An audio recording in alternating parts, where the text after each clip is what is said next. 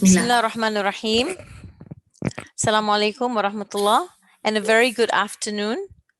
A very good afternoon to all of you and to whoever's already been logged into our program.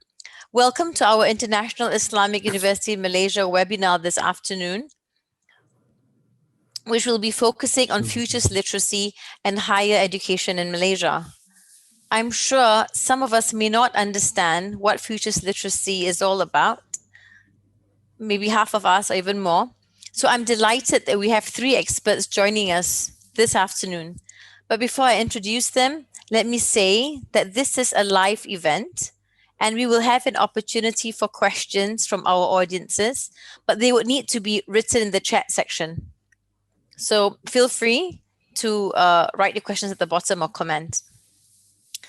I'm going to now introduce our first speaker. Dr. Muhammad Rivani Bustami is the head of Nusantara Malay Archipelago Research at the Center for Policy Research and International Studies, University Science Malaysia, USM. He graduated with a degree from Purdue University and master's from University of Wisconsin, Milwaukee. He obtained his PhD from London School of Economics in Organizational and Development Sociology. He is also the advisor for Malindo Nusantara Research Center at Universitas Muhammadiyah, Yogyakarta, and at Universitas Jenderal Ahmad Yani Cimahi, Bandung. I hope I pronounced that all correctly. He has published, carried out research and workshops in numerous areas, including migration, CSR, Nusantara, religious pluralism, and multi-ethnic communities, research strategies, as well as future studies. The second panelist is an academic giant. He's been described thus by many. Professor Dato Dr. Ahmad Murad Marikan is with the International Institute of Islamic Thought and Civilization, International Islamic University Malaysia, ISTAC IIUM. He currently heads the Malay Islam Civilizational Unit and is also a senior fellow at the Southeast Asia Research Center and Hub, De La Salle University, Manila, the Philippines. He looks at future studies as a social science historian. He holds a baccalaureate in political science, University of Minnesota, a Master of Arts in Mass Communication, University Technology Mara, and a PhD in History and Philosophy of Science, University of Malaya. He has written and edited 16 books on social science, media, history, and society. And he's also very enthusiastic about media in Malaysia and has a lot to say, and he's trying to shape the industry as we speak. One of his renowned books is titled Media History, Worldviews and Communication Futures. Finally, I feel privileged to have with us Puan Fazida Isnin. Fazida's interest in future studies started in 2012 when she was given the task to coordinate the preparation of a university strategic plan. It was during the period of study that she found the significance of future studies in ensuring a sustainable strategic plan for her university, UTEM. Mentored by a renowned futurist, her interest in strategic foresight extended further. Her active works in future studies involve facilitating courses, producing journal articles, and presenting papers at national and international levels. And she incorporated and presented futures thinking and foresight approaches in her analysis of the Malaysian higher education institutions' scenarios. Fazida has been teaching English as a second language since 1990, and she currently teaches the undergraduate students at University Technical Malaysia Melaka, UTEM. She also leads the Chancellery Management and Relations Office, where she oversees matters related to, among others, university marketing, media planning, image branding, and event management. Fazida is a member of the Association of Professional Futurists and is an emerging fellow 2021 for the UK Futures Observatory. And this just took place very recently. So congratulations, Puan Fazida. Well done.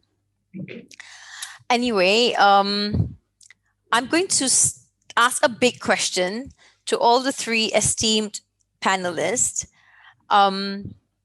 Each of you will have 3 to 5 minutes to respond, starting with Dr. Rivani, followed by Professor Murad, and then Madam Fazida. And then after that, I will dig deeper. Okay? Something simple, something basic. What to you is futures literacy? Please free to jump in. It'll be Dr. Rivani. Okay. Assalamualaikum warahmatullah. Can everyone hear me? Yeah? Yes. Okay, good. Yes. Thank you very much, IIUM. Thank you very much, Madam Zarina, for inviting me to this very important event, a very important webinar. I feel so touched or moved, and it's been a while since future study been highlighted in mainstream academic discourse. Alhamdulillah, IIUM is championing it and for higher education. So I appreciate it very much. Let me go straight to the crux of the matter.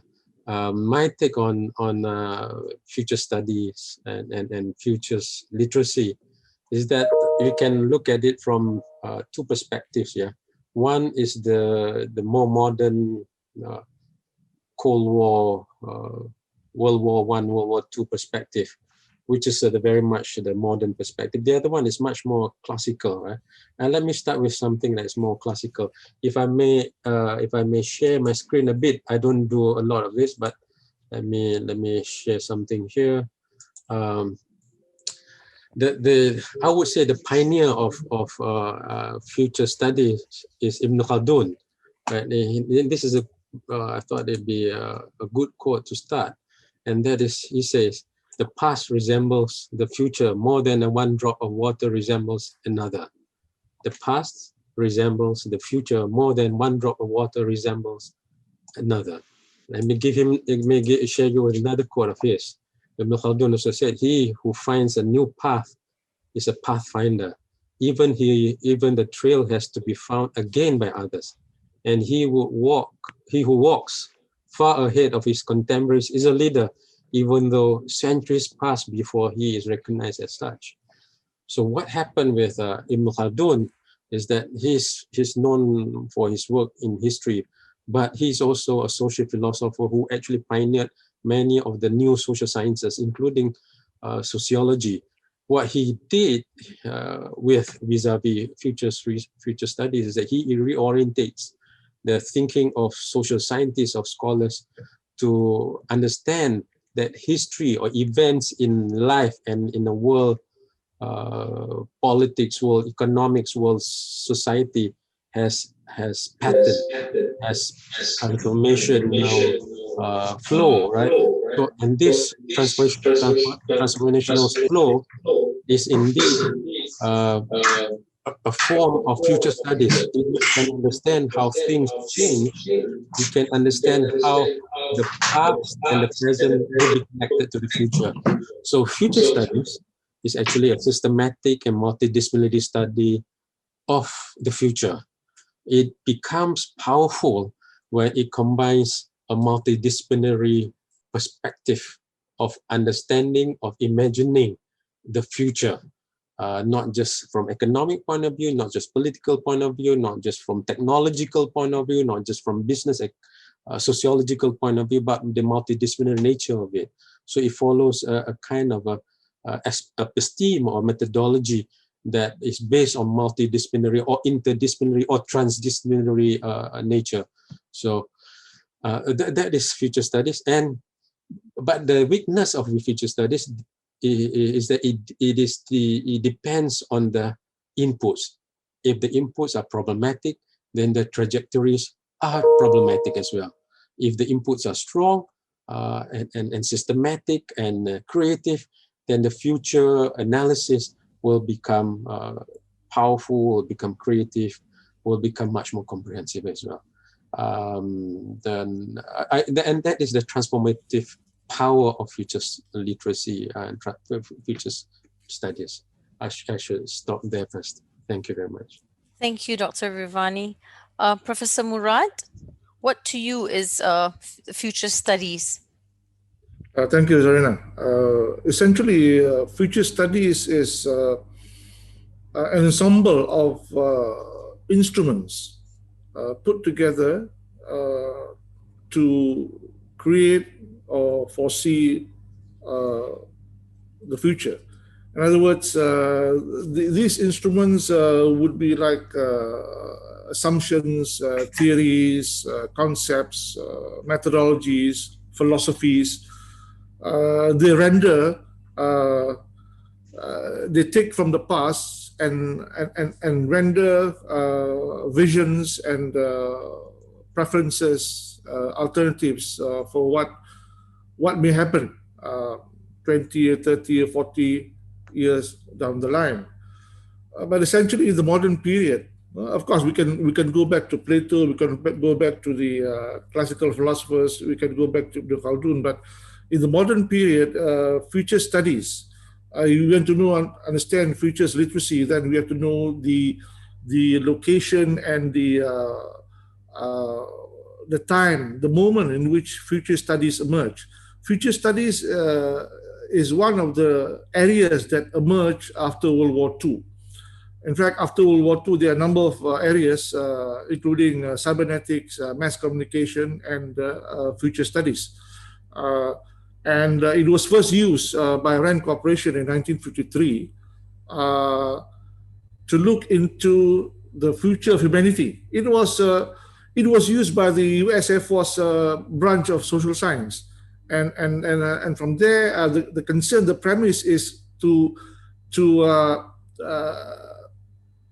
define the human society, to define human future, to be concerned about humanity's future for a developed civilization.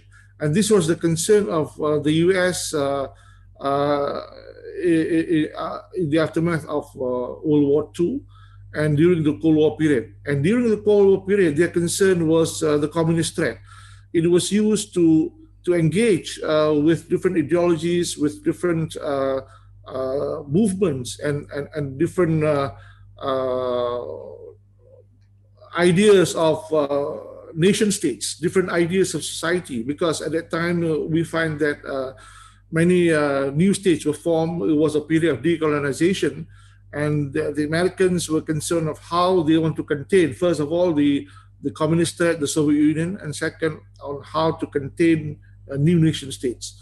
So what happened was that a group of social scientists, economists, sociologists, anthropologists got together, and they developed certain methodologies, one of which was the Delphi method.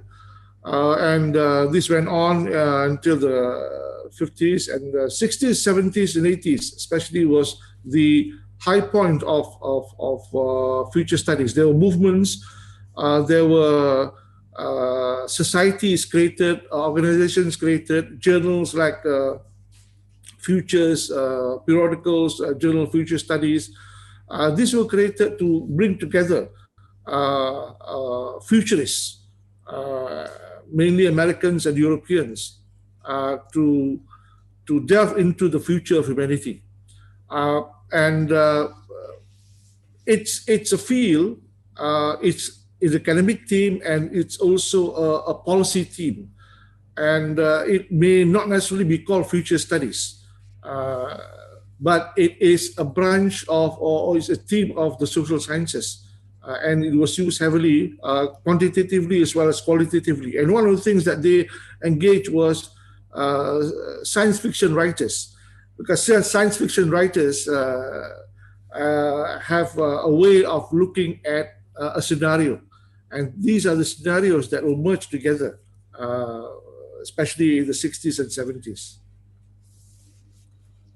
Okay. Yeah, Thank you. Thank you so much, Prof. Murad. I think that is so helpful. And I was just going to say that IIUM in the middle of completing a future scenario building workshop. On our course leaders, Professor Suhail and Ayatullah, and we finished 2 days. We have come up with the scenarios, and it's interesting because when you talk about science fiction, sci-fi, they're the best people because they are very visual, I think, and they're also fantastic illustrators. So yeah, that's a point that really resonates with me. I'm sorry, I was supposed to ask my questions later, but I've strayed away. Madam Fazida, please, we would love to hear from you. What is futures literacy to you, and what's future studies to you? Because I think you would be able to tell us the difference between the two.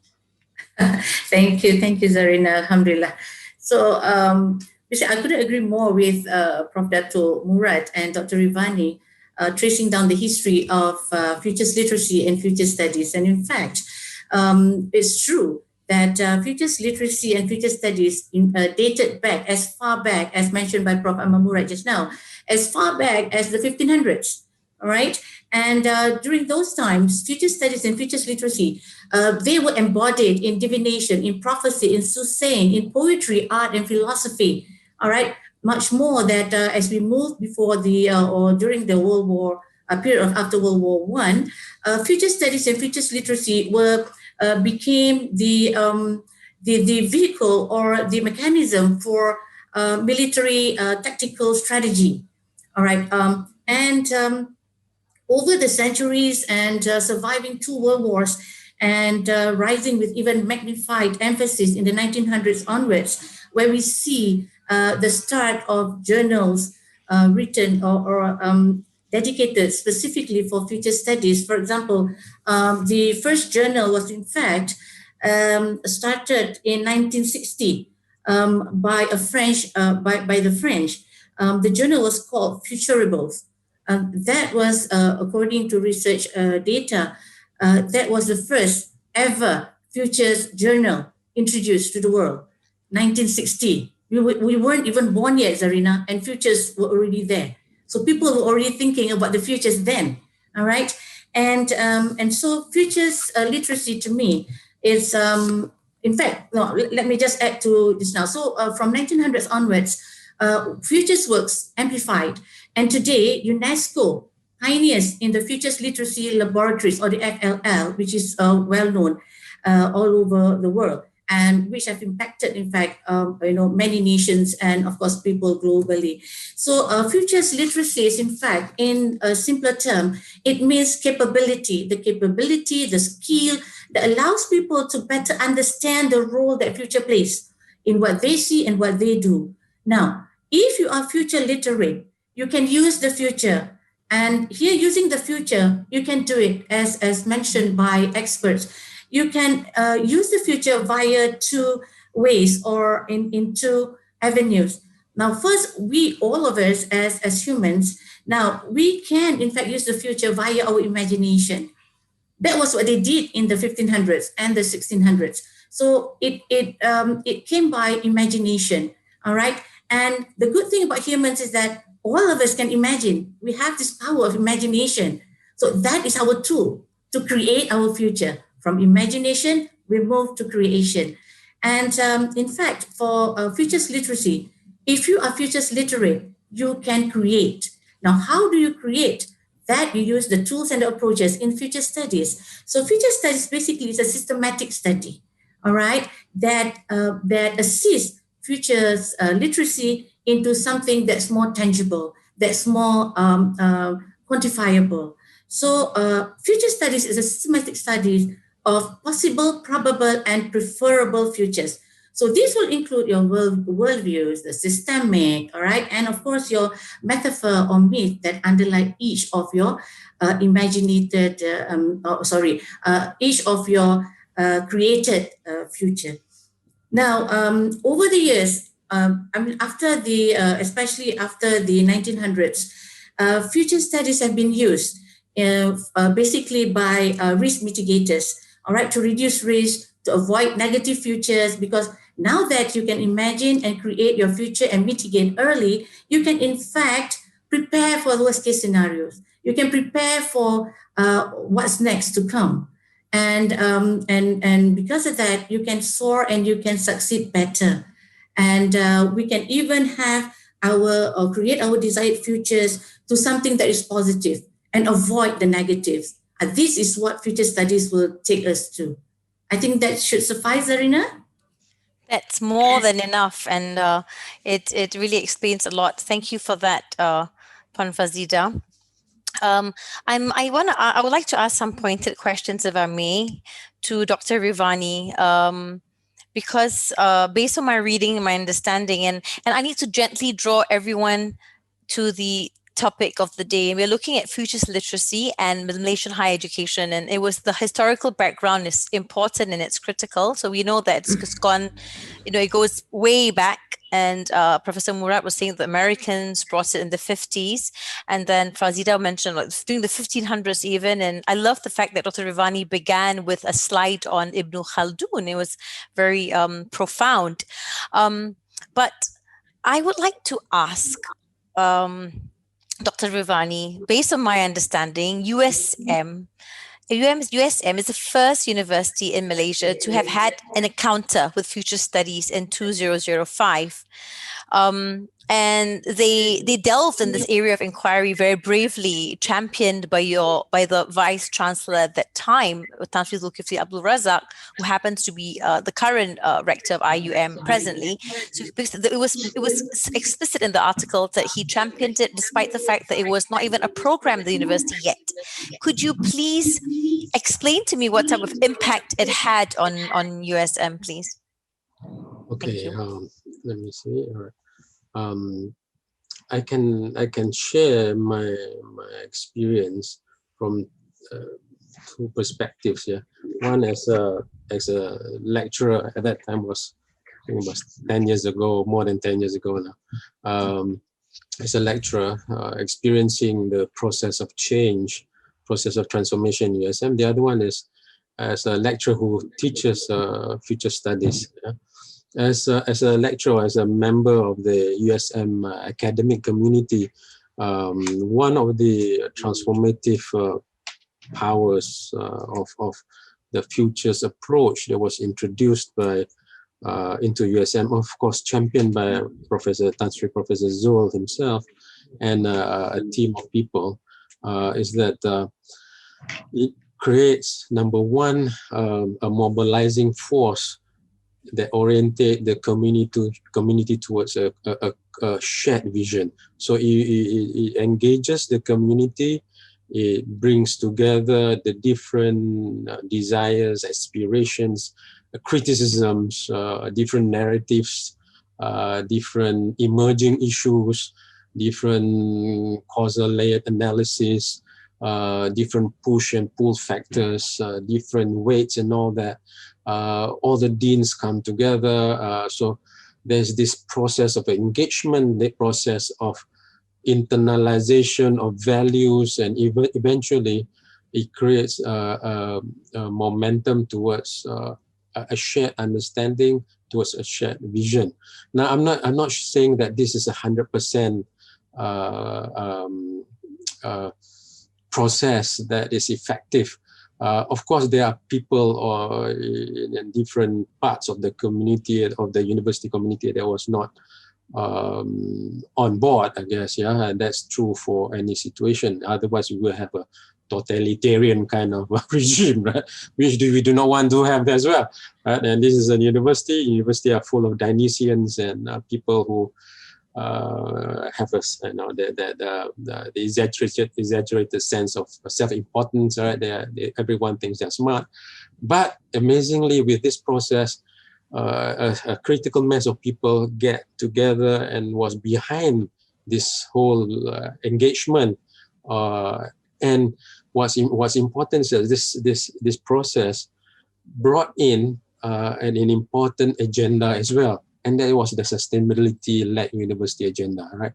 The sustainability jives and becomes the inputs into this thing called not future studies, but the whole process of engaging people into painting a new kind of vision about where we want to go, what do we want to see, what narratives we want to see, what we are interested in, what values we want to pursue. So that and sustainability was in a way an outcome of it, was injected in the process, but then eventually it blends and synergizes and emerges as the main common purpose. Yeah.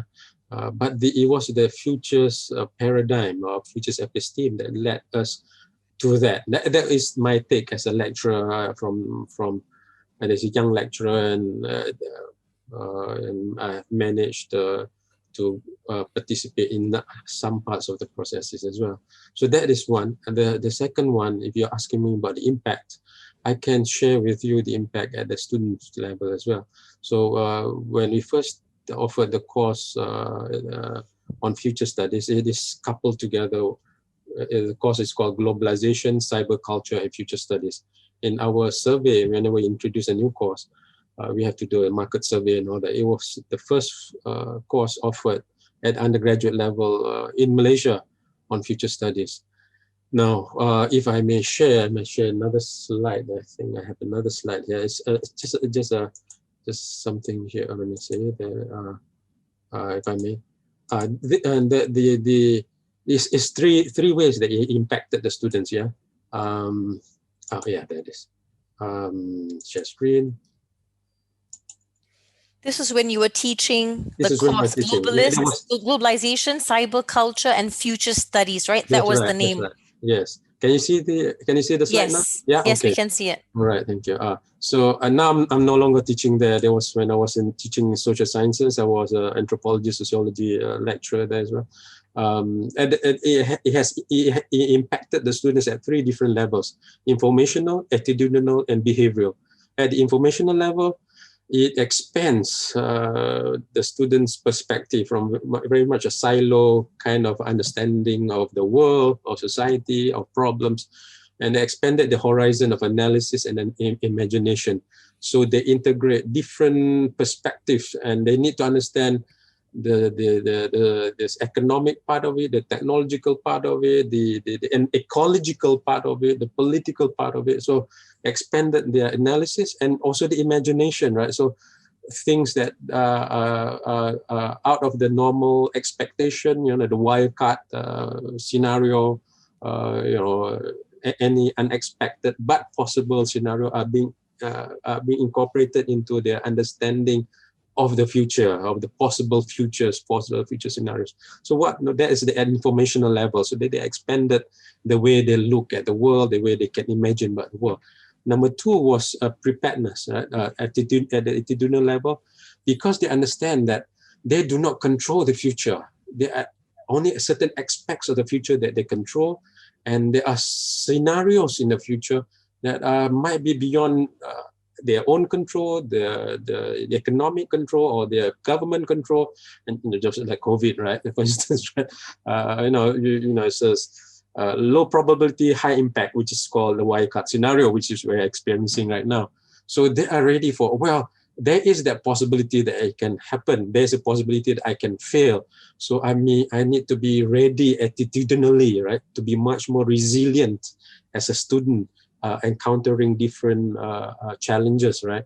And this course was a course about globalization, which is the theoretical part, the cyber culture, which is the application, the action research part, and future studies, which is the episteme, the methodological part. So they will need to apply what they learn about globalization to create a policy impact. So they need to find a single policy issue like accessibility to malls by person with disabilities, hygiene of restrooms, musalla in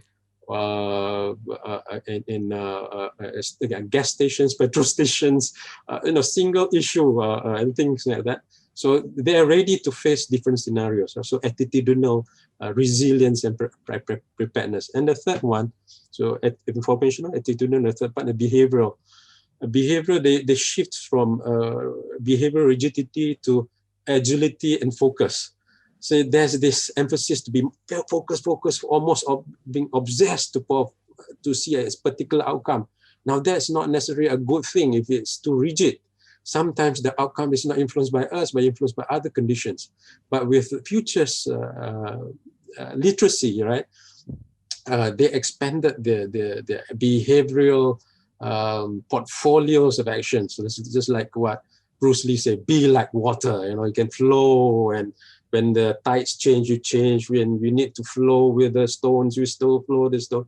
We do not need to be a cup, but we are in a cup, we flow like a cup, you know. So they have that behavioral rigidity, the behavioral agility, but stay focused to a preferred scenario as being envisioned or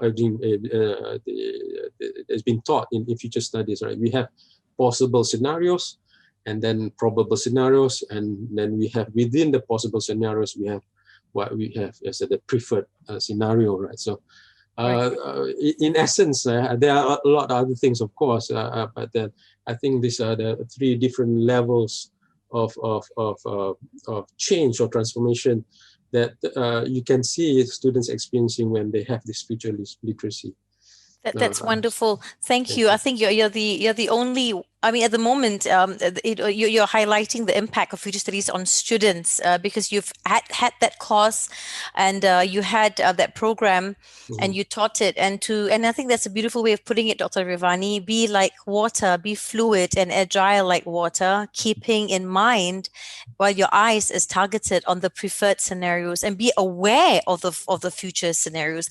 There are alternative future scenarios, and after understanding and seeing them, you then decide what is your desired future for your organization, for your family, for yourself. In this situation, it's what's the desired future for our university. And with that background, I think it's very apt that I asked Professor Dr. Murad, can you please enlighten us what steps has IUM taken to introduce the appreciation of the futures in plural form in the philosophical academic framework of the university, International Islamic University? Please, Professor Murad. Yeah, to understand the steps and strategies being taken by IUM, one has to go back to the periods when the thinking first gelled and was formalized, which is USM. It evolved from USM, and then it moved to University of Science Islam Malaysia, and then it came to the International Islamic University. One also has to factor in the various phases of the development of the modern university. The modern university is the Humboldtian model where there are two domains, research and teaching. And the universities have evolved, especially after World War II. We look at before 1990, there is one set of rules of the university in Malaysia. And after 1990 to about 2010, there's another rule. And after 2010, it began in 2007, 2008, there's another function of the university. So what this university is doing is to take another step beyond those several facets, development and evolution of the university in Malaysia. And one thing which I have to mention is that the International Islamic University has taken the correct step to establish a future studies office, a future studies unit, or future studies division in the rector's office. I think this is perhaps the only university in Malaysia, or the only university I've not heard of other universities in other parts of the world. I think this manifests the drive and the commitment of the university to create and to sort of lay the consciousness of futures literacy, taking universities as organizing principles. In other words, looking at universities as organizations and how universities ought to plan within the diverse of dynamisms, internally and externally, within the country and outside, and within the university itself, in society, and so on. And if we think of the steps taken by this university since 2018, since Tan Sri Zul moved in, it has embarked on or rather it has departed from an image of a non-human mechanistic university. It has departed from this culture of key performance indicators. In other words, this university wants to make the university more human, more humane, the university for humanity, in terms of focusing on the human dimension. And we talk about the human dimension, we talk about emotions, we talk about spirituality, and these are the things that many universities have not taken up or have not pronounced in their policies. And this is important for this university. And if we look back at the genesis in the modern period of future studies, it is for the future of humanity. So what this university has done is to fall back to the original idea of the concerns of the so-called, at the time, civilized world vis-a-vis America, looking into or trying to maintain a civilization vis-a-vis challenges and threats by other societies and other civilizations. So what this university is doing is to move ahead, to look into, of course, sustainability is inbuilt, because one of the things that is the outcome of the future studies movement is, if you remember, is the Club of Rome report in 1967. The Club of Rome is a report by futurists on their concerns of global sustainability, that the world may not be able to sustain with regard to industrial production, with regard to the abuse of nature, the idea of the disenchantment of nature. So again, this university puts together antecedent developments and attempts to create a more prosperous future. And when we say prosperous, the word that comes to my mind is sejahtera. Sejahtera, if we translate into English, it means well-being. But there's no equivalent word in other languages. Sejahtera is a Malay word, and it's like water. It's the vocabulary, the meaning is very basic to any member of Malay society. The word sejahtera, we ask for God, we ask that our life be sejahtera always, as always. And this university partakes on that philosophy. It moves on that.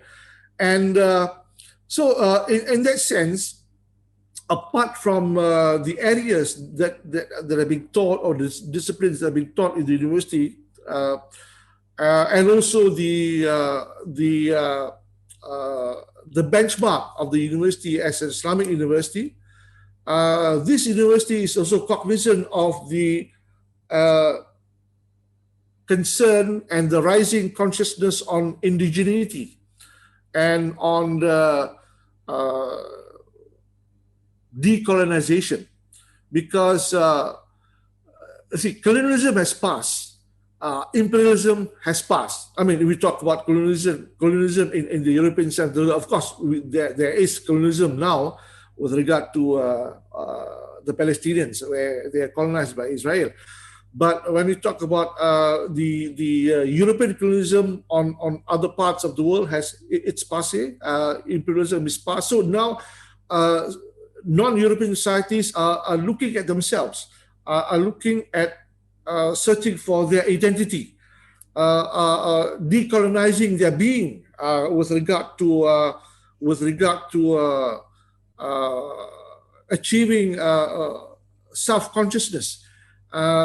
We're not looking at Maslow's hierarchy of needs only, but Maslow has another level which he called peak experience. It's not self-actualization. So again, we're looking into that society across the board, across all religions.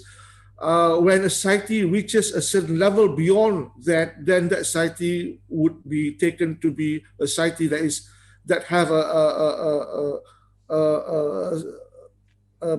being of being self-consciousness. And one of the things that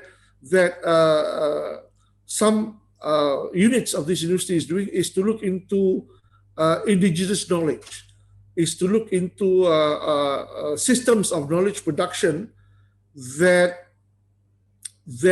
are more suitable for the well-being of that society. So we have to think global. We have to think local, and not only global. Perhaps it's local if we look at it that way. So this university tries to look into these elements and these factors in terms of looking at the community, looking at the heart, the cult, as the center of human agency. And this is where I think universities have missed out. They're quite obsessed with rationality. The idea of rationality has overwhelmed the modern university. So the International Islamic University is moving away from the idea of the obsession with rationality, looking into scholarship and academic work as being premised on emotion, as being premised on spirituality, and as being premised on the heart, where the heart is the most important agency that moves the world. Thank you. That's so beautiful and profound. I cannot even begin to try and summarize that with my own words, in fear that I'm going to, I'm going to reduce the quality of whatever you've just said, Prof. Murad. That just blew me away. But the word that comes to my mind is I'm hearing less focus on KPI, indigenization, humanizing education, the heart at the center. I'm hearing emotional value. I'm hearing you didn't say this, but it comes to my mind. And besides spirituality and Sejahtera, I know that IU is just seriously looking at the Sejahtera academic framework right now as we speak. Yes. And it's just so timely that everything's happening now with the COVID, the pandemic exposing really the weaknesses in the systems, the gap between the haves and the have-nots, so ruthlessly and brutally exposing it globally. And because COVID took place, it just like a carpet being pulled under our feet. No one could see it coming. Yes, we had SARS before, but no one predicted, no futurist maybe. I'm not sure whether I've spoken to every single futurist. I've spoken to one of few good ones, but I don't think they saw it coming. But it's institutions that had foresight model, that were more prepared. They were able to handle it. And I know that Puan Fazida is going to highlight this later in her talk, but I'm still trying to, I'm still relishing and trying to capture. Zarina, institutionally, I think we have to come to a point where we have to be honest. And when the crisis came, and with the use of the latest technology, that it takes away that deceptive persona from us. That deceptive avatar is taken away from us. The deceptive what? Sorry? Avatar. Avatar. Okay. Yes. Is taken away due to modern technology and due to this present crisis. So again, and this is where organizations. I'm not talking only about corporate organizations. I'm talking about universities. Universities have to be honest, and corporate organizations would have to follow the university. And this is where I think the future is. That's brilliant. Corporate organizations need to follow the universities. University.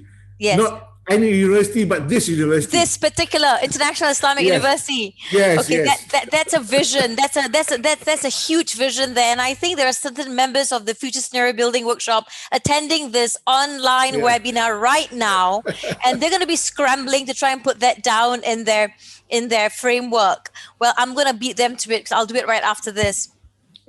Anyway, I'm going to stop for a minute and breathe, because I found that presentation very, very overwhelming, Professor Murad. And later on, I would like to come back to you and ask you, is future study a discipline?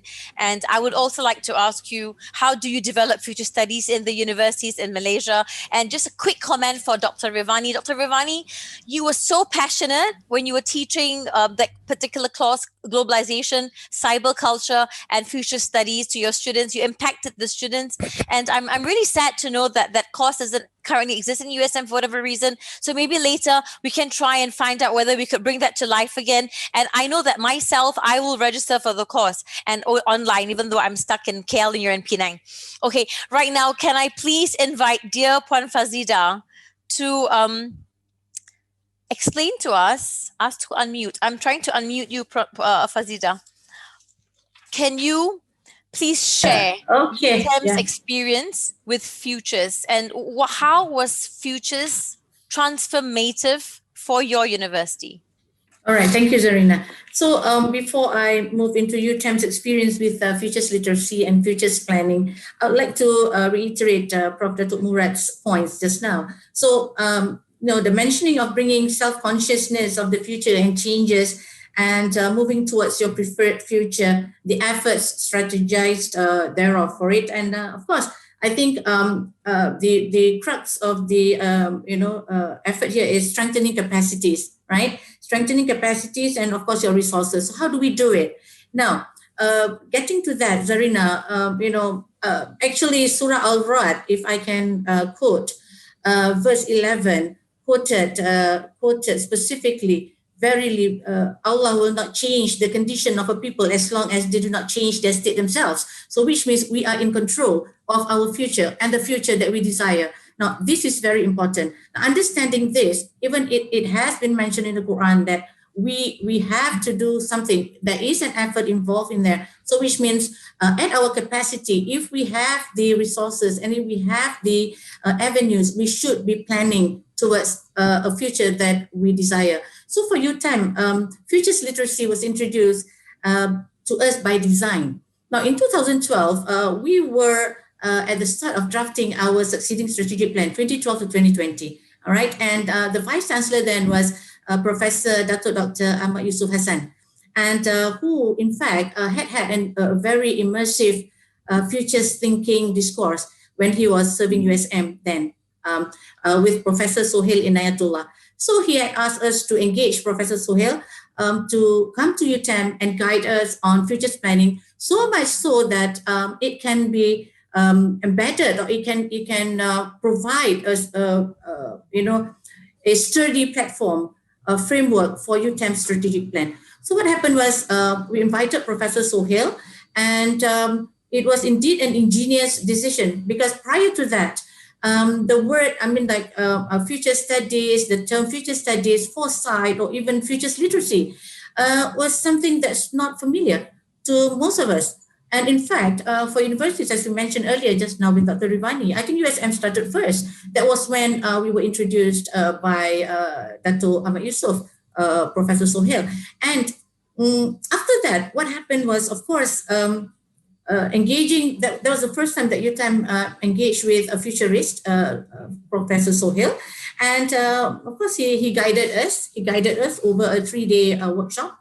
And in which, of course, what I'm saying is, futures literacy and futures scenario planning, thereof, in fact, has transformed our foresight capacity, and in fact aided us in our strategic plan.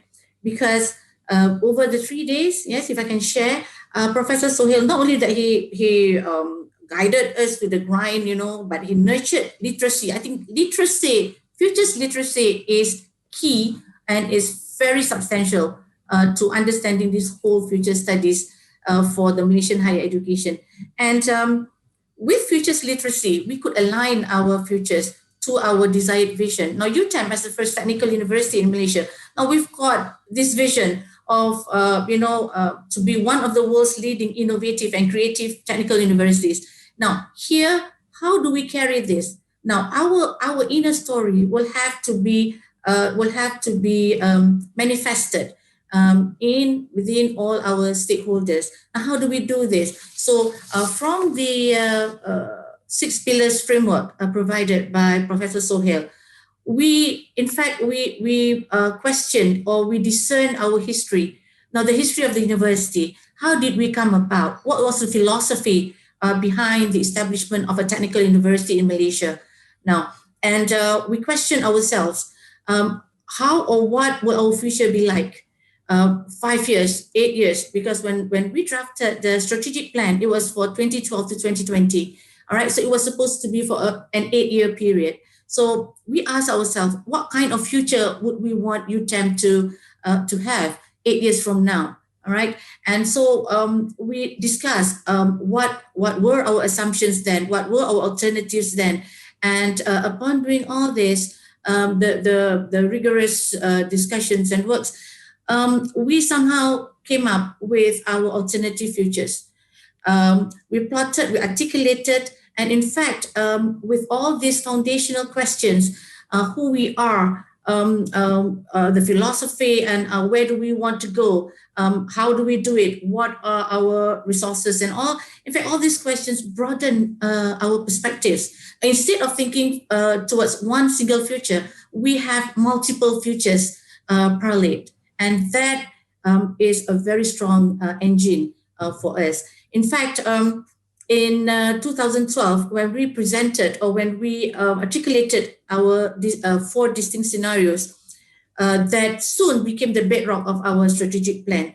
And here now, as we had foresighted in 2012, now here now, 2020, at the end of our strategic plan, COVID-19 came in.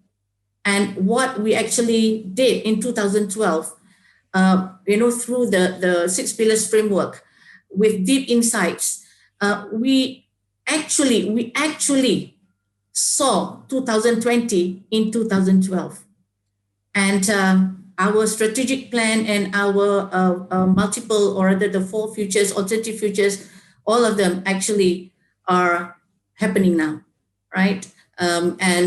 We, so to say, COVID-19, as Dr. Rivani mentioned earlier in our discussion, of course, with futures planning, apart from the alternative futures, we were also brought into the thinking of emerging issues.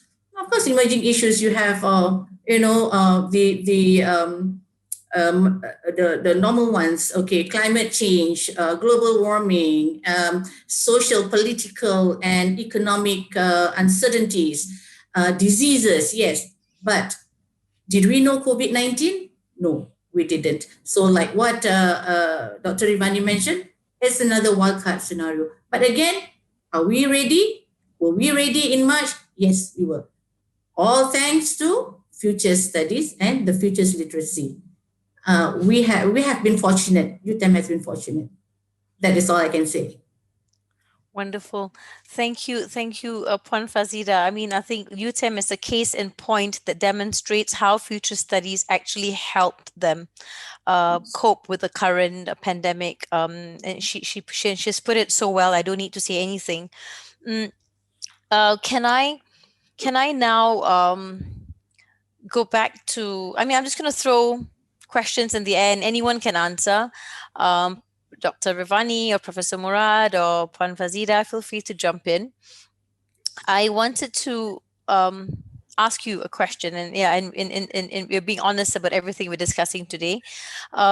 Is future study a discipline right now? Is it a discipline? Yeah. May I jump first? Murad, it is not a discipline. It is future studies. As I've said, it's an ensemble put together. It's a team where different disciplines are used: anthropology, sociology, economics, political science, engineering, mathematics, and so on, across the sciences. They are used, and it's both a theory and a method. It's both theoretical assumptions, philosophy, and the different methods, for example, foresight studies, scenario planning, the Delphi method, and so on. It is, in other words, it brings together methodologies, assumptions, thinking from other disciplines. So it is not a discipline. In other words, it is embedded by the different disciplines over the years, over the last 40, 50 years. But again, I have to tell you that before World War II, when this Vienna School of Philosophy got together, they tried to look into the future of society. They had certain values. I mean, they are embedded in certain values, but when the Americans took over, they took away the value. They become value free. So this is the problem with when we talk about future studies. So if when the time comes for us to adopt and adapt future studies, that's where we reinsert values into it. I think Prof. Zul would be very much into values, and the insertion of a more endogenous indigeneity in the theme of future studies is critical if non-European, non-Western societies want to move forward. So in that sense, it is an academic theme or a policy theme, not a discipline. Thank you for that. But how? I mean, so then, how best do we develop future studies in the universities? I mean, let's just imagine IIUM. What would you like to see happen? If we see future studies, it's not a common program or it's not a common course in universities in the world. You have certain institutes, even in Africa, we have, I think, this Future Studies Institute. Perhaps what I know is that Tamkang University in Taiwan and there's one in University of Hawaii in Manoa have some form of a bachelor's program, and then 1987 they have a master's program. So perhaps one or two universities with first degree and second degrees in the 60s and in the 70s and in the 80s. But what you see is you don't have a full-fledged program. Perhaps in Malaysia, some universities may take it up. We can have a program on future studies, or future studies together with policy studies, or elements of future studies embedded into courses like economics, like sociology, like political science, with regard to certain assumptions and certain methodologies.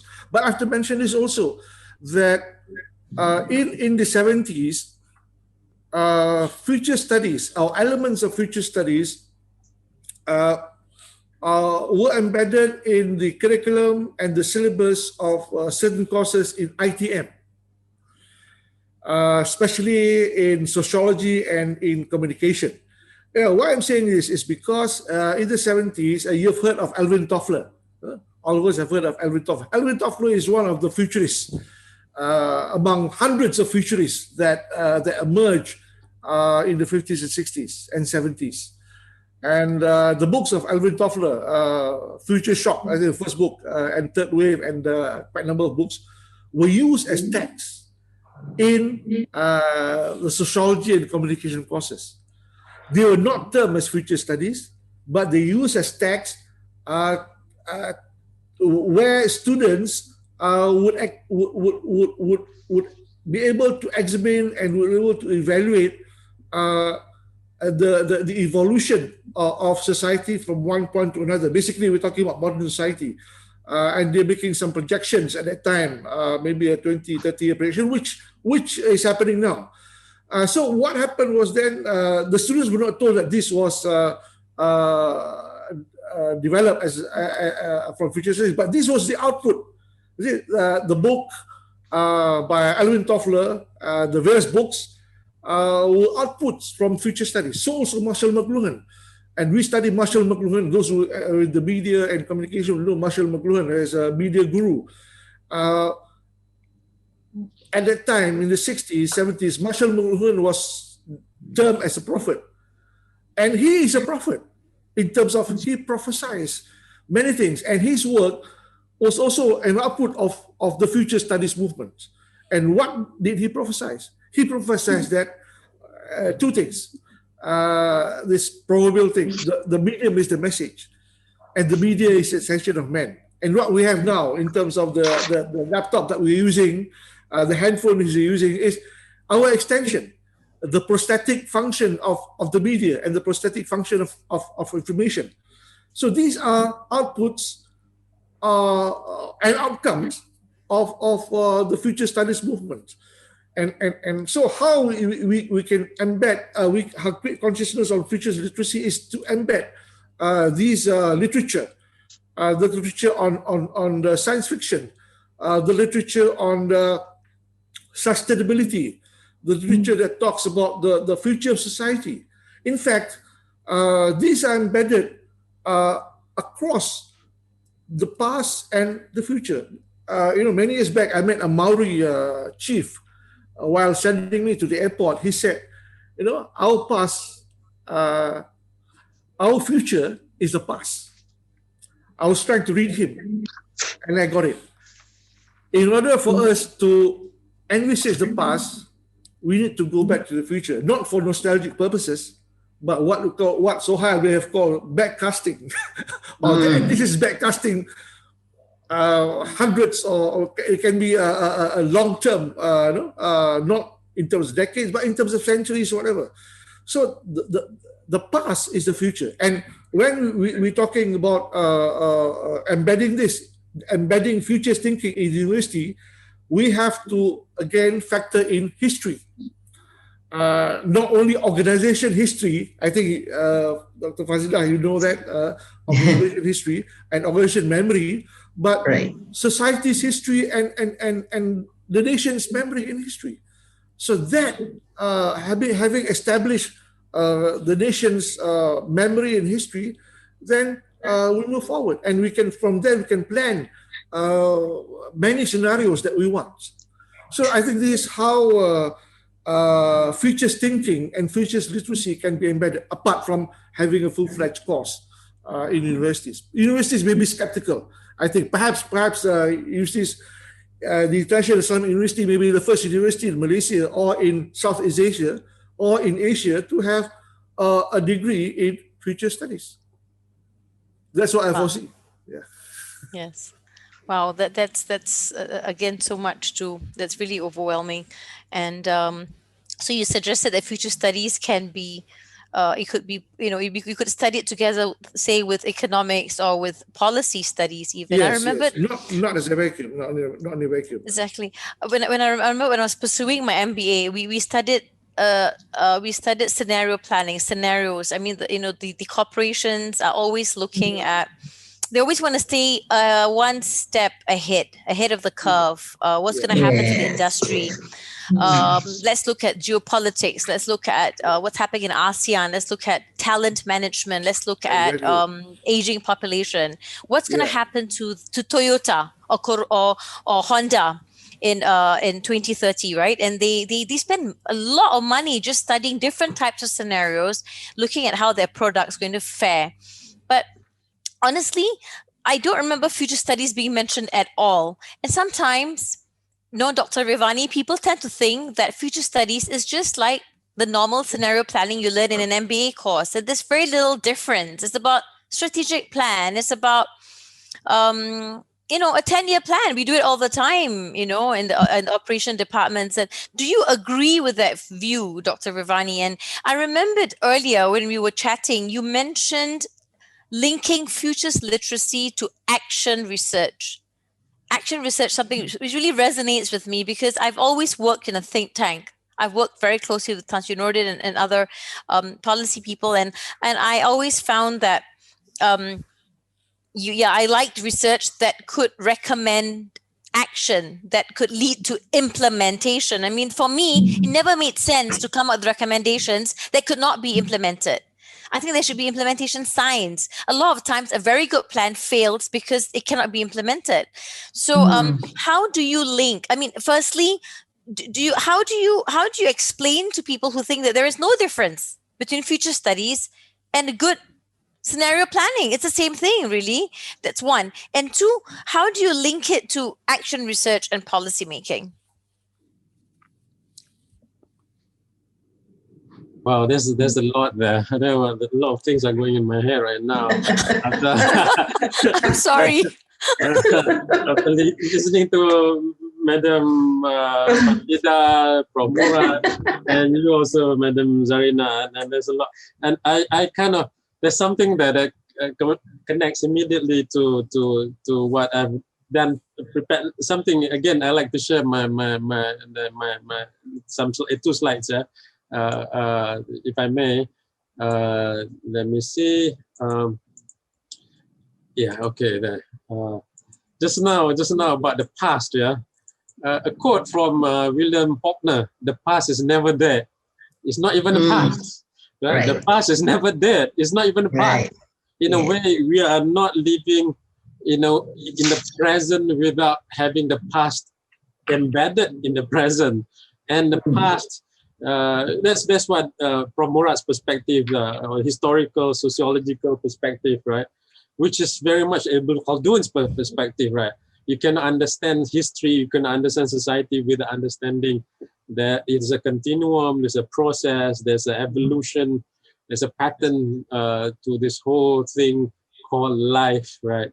I definitely want to capture this. And before I forget, and I want to link to what Puan Zarina was talking about just now, I want to share something which I thought is important.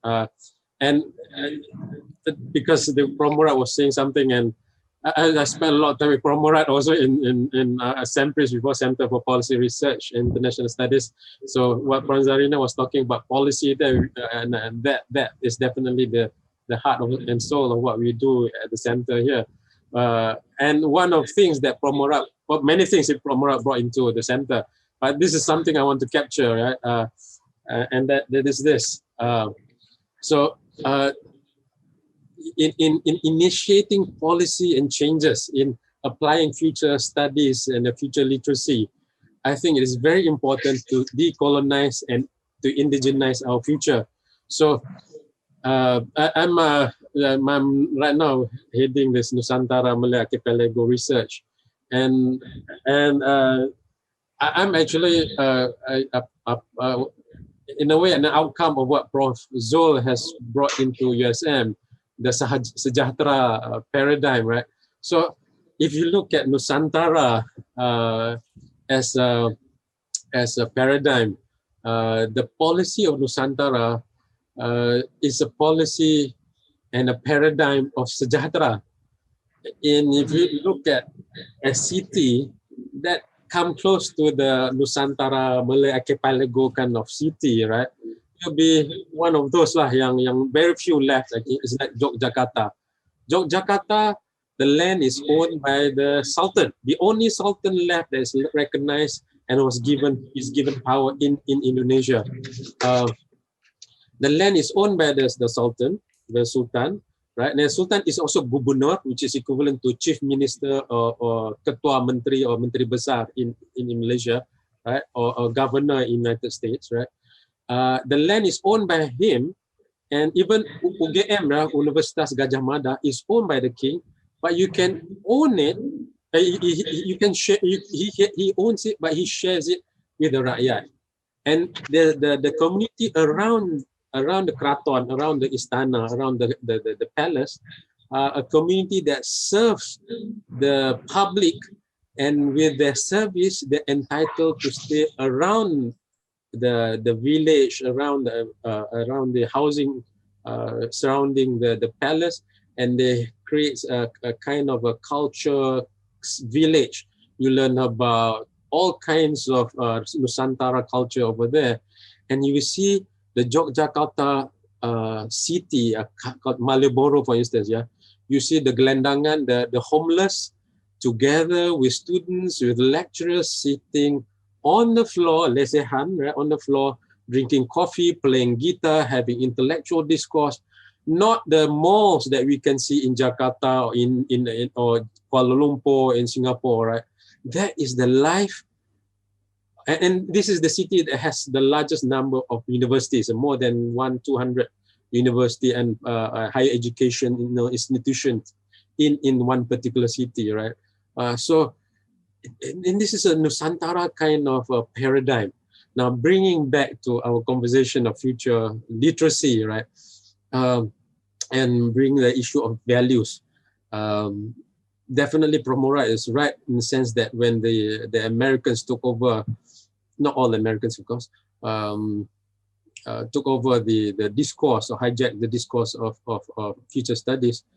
They're into value-free, very pragmatic, very very practical in their approach. So much so they drain out of the values and say let's apply the whole thing towards profit maximization and so on and so forth. So what happens is, in the context of applying it as a study, applying it as a not necessarily a field, an academic field, but a studies, right? Like, so we have ASEAN studies, we have women studies, we have all kinds of studies that's very multidisciplinary. The action research part, which I incorporated in the course that I introduced, globalization, cyberculture, and future studies, is where students take up one particular problem, look at the issue, and see what is that single point of change they want to change. And it can be as small as not having toilet papers in university restrooms. It can be as small as that, and you can effect change, or they can effect change at the level of ranking and naming and shaming malls based on their accessibility for person with disabilities. You can rank 5-star, 4-star, 3-star.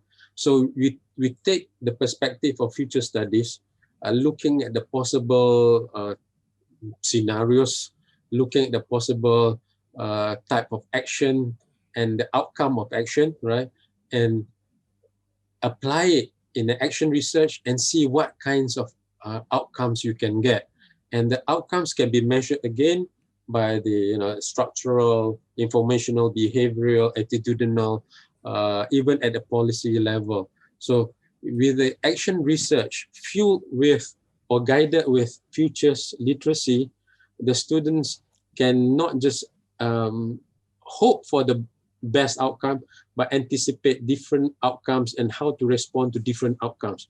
And future studies or futures literacy is not just about strategic planning. In fact, Henry Mintzberg, the guru, one of the gurus of strategic planning, wrote a book called The Fall of Strategic Planning, because if you look at strategic planning, and a lot of the universities do strategic planning, 87% of the plans fail.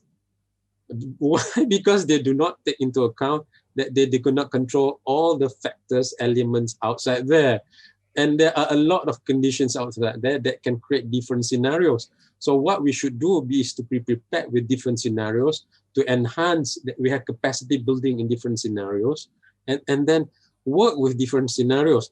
And the policy that we want to effect is the policy of enhancing the capability to face different scenarios, anchored, centered on the values that we want. And the value, and I want to emphasize this again, we don't forget about the indigenizing our values. And then the Nusantara is about the shared sejahtera. Sejahtera not for myself, shared resources. We share our resources and shared prosperity.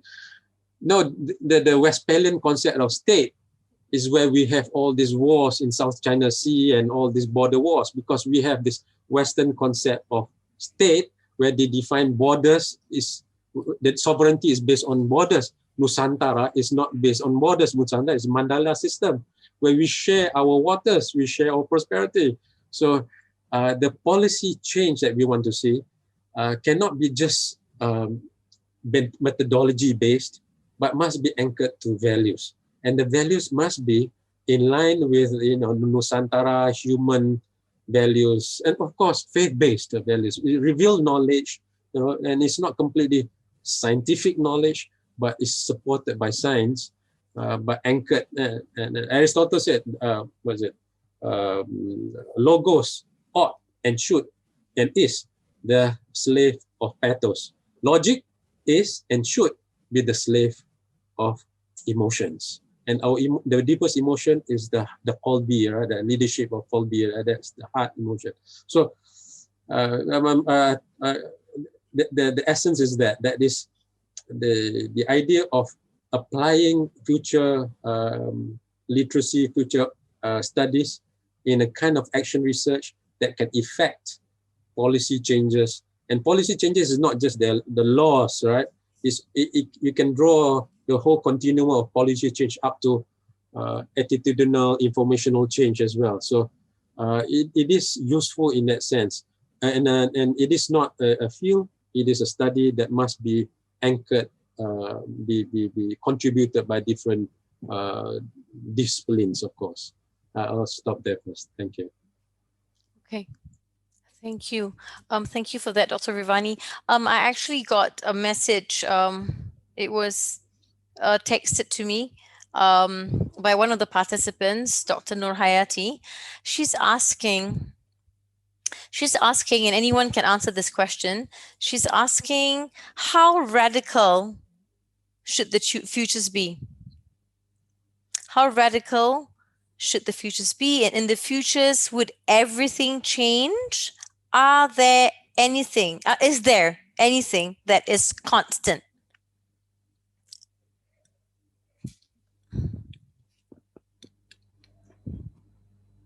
Is that, you're on mute, Dr. Rivani. Okay. Okay.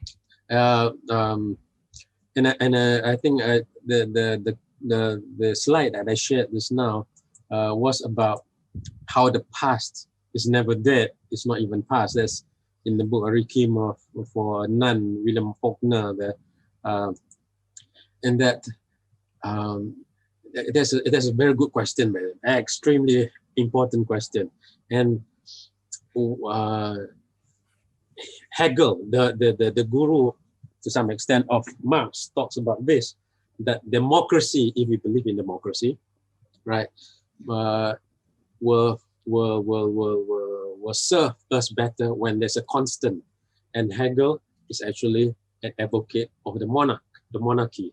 So the monarchy, if you look at the Nusantara perspective, provides a kind of continuity, right? And in Jogja, in the independence of Indonesia, right, we see that all the sultans give their power away, except for one, and that's Yogyakarta. And you see Yogyakarta, it is a place where you can find more peace, lebih damai, ayam tenteram, gemah ribah, loh jinawi, bahasa Indonesia, bahasa Jawa itu kan. So it's much more tenang, much more, because there is it's not privatized, right? It's not moving as fast as the capitalists want it to move. Although the last 5 years we see more malls and all that, but not as fast as many other cities. So we will have to think of what you want to center and be anchored on, and those anchors must be values. Those anchors must be based on faith, right? And if we are men of God, men of faith, then we should draw our values from there, from those sources, right? I think that's where we must start. That's where we must check ourselves, and that must be the constant measure of what is the yardstick. So it's not about constant changes, moving towards the future for future's sake. There's a lot in history that we must learn, preserve, indigenize, yeah, and I think we have lost a lot of our heritage because we do not appreciate the past, and we see the revival, the rebellion that's occurring in the United States, right? Especially a revival or rebellion from the ghost of the past that has not been addressed. And you see that in the new book of Francis Fukuyama, like Identity, right? So it is being encapsulated by the idea of identity. So we need to go back to our jati diri, and I think that is a constant that we must seek to have. And don't forget our compass. I think that's the constant is our compass, right? Where we want to go, the kiblat, our kiblat. And the rest are for us to work out, right? So yes, there is constant. I believe in that constant, and that constant must be values and faith. So thank you. Okay. Yeah, Thank you. Yeah, Thank you very much. Yes, Prof. Murad, please. We've got about 10 minutes left. Yeah. Rivani mentioned Francis Fukuyama. His famous The End of History, The Last Man. Fukuyama is a trajectory of the Rand Corporation, the genesis of the beginnings of post-war future studies. So you can see the discourse coming up from Fukuyama in his many books about society, about democracy. And also another person, another Japanese is, I think, Michio Kaku, who talks about physics and the future of humanity. That's also future studies. But I want to mention this. The classical view of social science is to predict and control. But future studies is not about prediction and control. Future studies, to respond to the question, perhaps would have to look into extremes in terms of scenario, the utopian and the dystopian. Okay? So these are two extreme scenarios, and from there the various alternatives. So these are the things I think that it's not determining the future. It's looking into the future and preparing for what could come, and using our agency for what we prefer to be at the individual level, at the community level, at the societal level, at the national level. And this is what I think we should see future studies as. Yes, that's very, very true. I mean, it's about making decisions every single day about the future, and there are several alternative futures out there, and a spectrum, and and it's about exercising choice as best as we can. We are not saying that we are predicting the future. We are not, but we need to be prepared. Puan Fazida, I would love it if you could end this session with what your with all your golden nuggets and your pearls of wisdom, please. Okay, thank you, Zarina. So I'd like to, I agree with Prof. Dato' Murad just now about the utopian and the dystopian. Now, this is what future studies is all about. Now, we prepare for a utopian future, but at the same time, we are also prepared for a dystopian one. And to that extent, the strategic planning, as we mentioned, of course, future studies, strategic planning is not about future studies, but with future studies complementing the strategic planning, you can have or you can realize that utopian future that you want. And this is something that complements. And in fact, many research has shown that there are complementarities between strategic planning and future studies, one complementing the other, because in the studies of futures, there is this basic concepts of futures thinking, that is alignment. Now you have to align your vision to your strategy, and there must be some form of accounting. There must be some form of a measure. A vision that is not measured will end up in failure. And that's how strategic plans actually fail, because their visions are not measured and they're not aligned to what they want in the first place. And the stakeholders, in fact, they most probably they did not understand their inner story, their narratives. So I think I'd like to conclude, Zarina. I'll conclude with a strong remark. All right. Now, as it is, we say futures literacy and future studies, they are in fact very critical in ensuring a viable future. Now, for any organization, even for the world, and at the individual level as well, we should be using future studies to plot our desired future. Now, we do not want, at this point, Zarina, Prof. Murad, and Dr. Rivani, we do not want a Ki Sera Sera future, do we? We do not want that. you remember the song Kisera Sera, right? What will be, will be. And it says the future is not ours to see. Now, that was before. The song was written in 1956. And, we were not born again yet then, Zarina. But it was mentioned that the future is not ours to see. But now the song is different. The future is ours to see. We plot, we narrate, we create. So this is very true at this point of time. My question would be, Zarina, to all of us here, those listening there, and all of us, Prof. Murad and Dr. Rivani, my question would be, what is our song? What's our inner story? Thank you. It's really wonderful. I need to clap because you brought in a song, but then you also reminded me of how old I am repeatedly in the webinar. I must mention. Anyway, I had a lot of fun, and I'm very grateful. And I'd like to sincerely thank from the bottom of my heart to every single one of you, Professor Murad, yourself, and Dr. Rivani and Puan Fazida, for joining IIUM, because IUM is the host of this platform. And I would like to thank all of you for joining us, even though it was such short notice. But I think it's a perfect time. It's a perfect time with the Future Scenarios workshop going on, and with the CMCO, the control movement, being extended, and we're going through the grind and feeling the effects of the pandemic. And it's anyone's guess what's going to happen next. And we don't really know. We can't predict when the CMC is going to be lifted, but we need future studies now more than ever. And I think we each have a song in our heart. We each have a narrative on every front. The personal front, we have families.